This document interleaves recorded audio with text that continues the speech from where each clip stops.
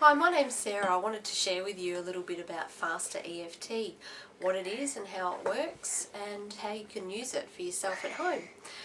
Okay, so the Faster EFT is basically a shortcut version of the normal EFT.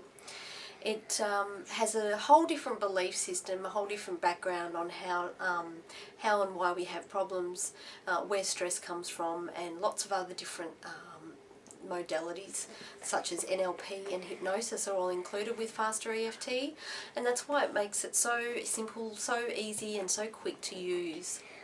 What's really important, I have a lot of clients ask me, but Sarah, where do I tap? How many fingers do I use? Do I use one hand, two hands? And so this video is basically just a quick, simple way to show you how to tap. Okay, so what we usually do is we take two fingers and we're starting up here in between the eye. Okay, so that's the first point that we use with Faster EFT. And the second point we use is at the side of the eye. Okay, so this is our meridian point. Okay, so we're always tapping on meridians. We're tapping on our side of the eye, which is our gallbladder point. The top here is our bladder. The side of the eye is our gallbladder. Under the eye is our stomach meridian. Now the stomach meridian is fantastic for kids, for anyone who's got stomach issues, feeling a bit sick.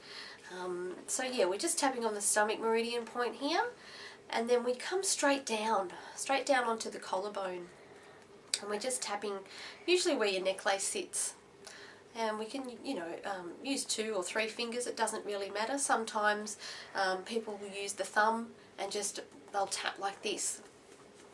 So there's really no right or wrong way of tapping. You can even use 2 hands to balance both the left and right hand side of your brain, which is a really one of my favourite ways to tap. So you can start here, and then the side of the eye, under the eye, and straight to the collarbone. Now with the normal EFT version, we would come straight down to our fingers and we would start tapping each finger point. But with Faster EFT, what we actually do is we just grab the wrist. And the reason why we grab the wrist is because we have meridians running up either sides of our hands. So we're just grabbing the wrist instead of tapping all these points, because these points here represent different areas. So we've got the lungs, the large intestine, the circulation, the heart, the small intestine. So when we grab the wrist, we're getting all of those meridian points in the one shortcut version, which makes it really simple and easy to use. Okay, so we've got the first tapping, yeah. Then we've got the double tapping, yeah. What else have we got? You can just do this with one finger, and you can actually just rub the points. You can just rub.